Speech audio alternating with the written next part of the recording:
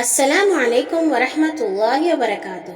ہنستے مسکراتے پیارے پیارے بہادر سمجھدار بہت ہی اچھے اچھے ننھے منھے اور ننھے منھے سے بڑے اور بڑے سے تھوڑے اور بڑے ساتھیوں، کہانی گھر میں خوش آمدید، جہاں آپ روزانہ سنتے ہیں رنگ برنگی نئی پرانی ہستی ہساتی سیکھتی سکھلاتی سچی خیالی مزیدار کہانیاں۔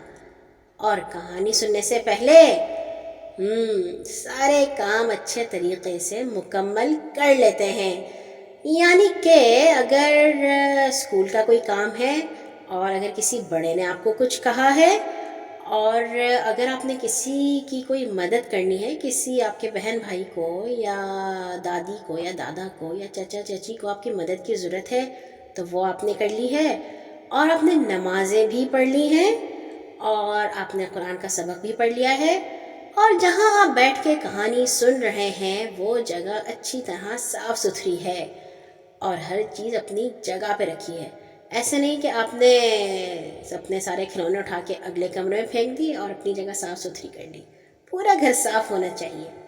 چلیے آتے ہیں آج کی کہانی کی جانب۔ آج کی کہانی ہے سورۃ بقرہ کی، اور ہم شروع کرنے جا رہے ہیں تیسرا سپارہ۔ سورۃ بقرہ کچھ تیسرے سپارے میں بھی موجود ہے۔ تیسرے سپارے میں سورۃ بقرہ کا ایک حصہ موجود ہے اور باقی سورہ آل عمران موجود ہے، وہ ہم بعد میں سنیں گے آل عمران کون تھے، مگر کہانی جو ہم آج سننے جا رہے ہیں وہ ہے تیسرے سپارے کی پہلی کہانی، اور اس کا عنوان ہے بادشاہ کے دربار میں۔ اب بھلا یہ کون سا بادشاہ تھا اور کون اس کے دربار میں تھا؟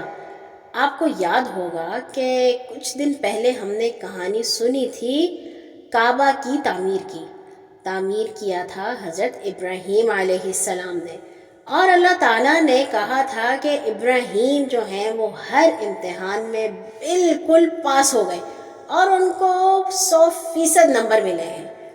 اب اللہ تعالیٰ ہمیں آہستہ آہستہ بتا رہے ہیں کہ آخر وہ کون سے امتحان تھے جس میں حضرت ابراہیم علیہ السلام پاس ہوئے تھے۔ چلیے، حضرت ابراہیم علیہ السلام جہاں رہتے تھے وہاں پہ ایک بادشاہ حکومت کرتا تھا، اس کا نام تھا نمرود۔ اور یہ تو آپ جانتے ہیں کہ حضرت ابراہیم کے جو ابا جان تھے وہ بت بنایا کرتے تھے، وہ جو کہ بتوں کی پوجا کرتے تھے، ان کا نام تھا آزر، اور وہ بھی اپنے بیٹے سے خوش نہیں تھے۔ اب جب حضرت ابراہیم نے تمام لوگوں کو اسلام کی طرف بلانا شروع کیا اور کہا کہ یہ تم بتوں کی پوجا کیوں کرتے ہو، اصل میں تو ایک اللہ تعالیٰ ہے جو ہر چیز سے بڑا ہے، سب سے زبردست اور طاقتور ہے، یہ بت تو کچھ بھی نہیں کر سکتے۔ وہ لوگ بڑے ناراض ہوئے اور انہوں نے بادشاہ نمرود کو بتایا کہ آزر کا بیٹا ابراہیم ہمارے بتوں کو برا کہتا ہے اور وہ کہتا ہے کہ اللہ کے سوا کسی کی بندگی نہ کرو۔ یہ سن کر نمرود کو بہت ہی غصہ آیا اور اس نے لوگوں کو کہا کہ ابراہیم کو میرے دربار میں پیش کیا جائے۔ چنانچہ حضرت ابراہیم علیہ السلام کو دربار میں لایا گیا۔ نمرود نے حضرت ابراہیم علیہ السلام سے پوچھا، تمہارا رب کون ہے؟ حضرت ابراہیم نے جواب دیا، میرا رب وہ ہے جس کے اختیار میں زندگی اور موت ہے، جو چاہے تو زندگی دے سکتا ہے اور جو چاہے تو موت دے سکتا ہے۔ نمرود کہنے لگا، زندگی اور موت میرے اختیار میں بھی ہے۔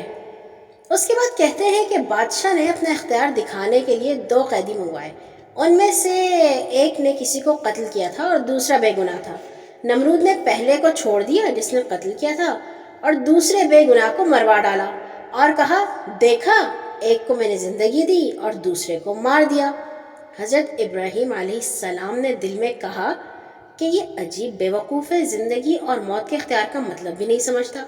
پھر انہوں نے بادشاہ سے کہا، اچھا، اللہ سورج کو مشرق سے نکالتا ہے، تم ذرا اسے مغرب سے نکال کر تو دکھاؤ۔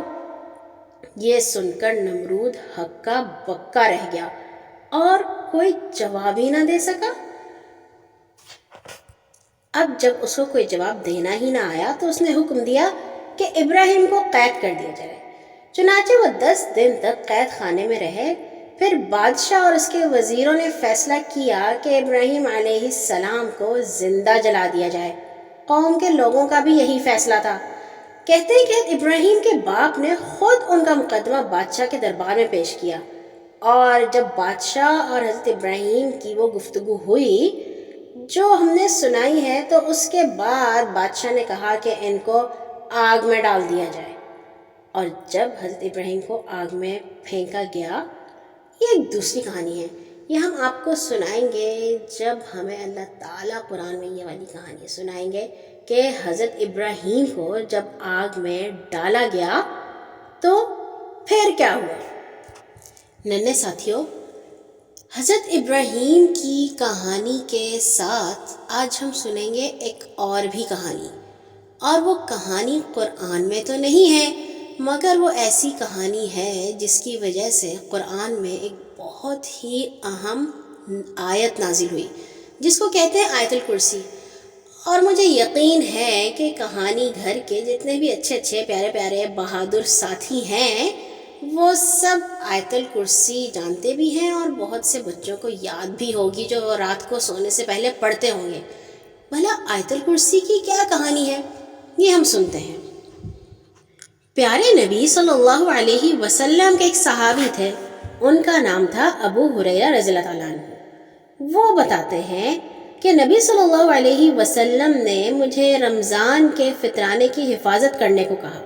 میں وہاں پہ کھڑا پہرا دے رہا تھا۔ رات کو ایک شخص آیا اور کچھ سامان لے جانے لگا۔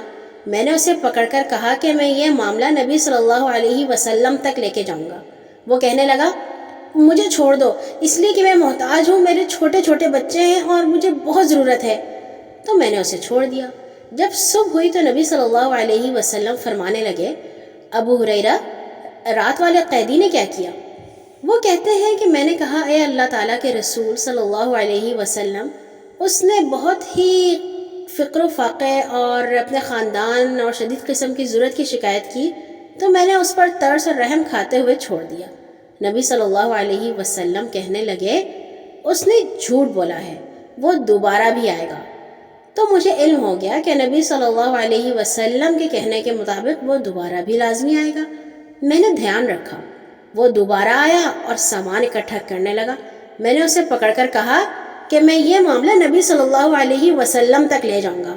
وہ کہنے لگا مجھے چھوڑ دو، اس لیے کہ میں محتاج ہوں، میرے چھوٹے چھوٹے بچے ہیں اور مجھے بہت ضرورت ہے، میں اب دوبارہ نہیں آؤں گا۔ تو میں نے اسے چھوڑ دیا۔ جب صبح ہوئی تو نبی صلی اللہ علیہ وسلم فرمانے لگے ابو ہریرہ، رات والے قیدی نے کیا کیا؟ میں نے کہا اے اللہ تعالیٰ کے رسول صلی اللہ علیہ وسلم، اس نے بہت ہی مجبوری اور خاندان کی شدید قسم کی ضرورت کی شکایت کی، تو میں نے اس پر ترس اور رحم کھاتے ہوئے چھوڑ دیا۔ نبی صلی اللہ علیہ وسلم کہنے لگے اس نے جھوٹ بولا ہے اور وہ دوبارہ بھی آئے گا۔ تو میں نے تیسری مرتبہ بھی اس کا دھیان رکھا، وہ آیا اور پھر سامان اکٹھا کرنے لگا۔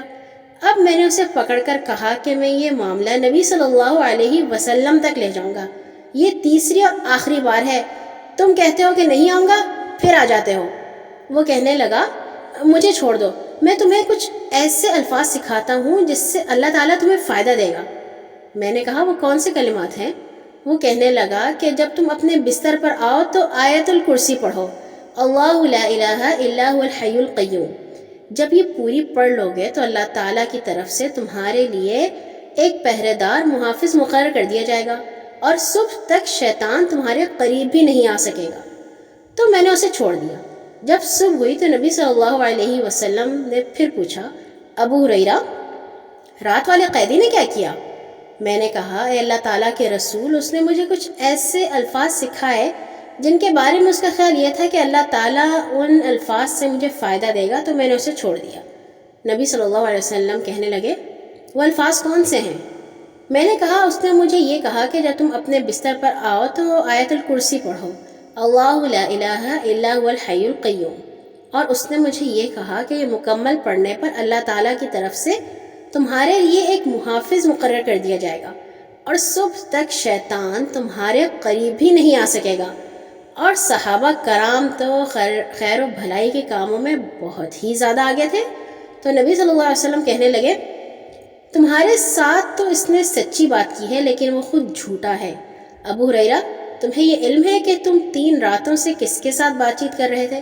میں نے کہا نہیں۔ تو نبی صلی اللہ علیہ وسلم فرمانے لگے کہ وہ شیطان تھا۔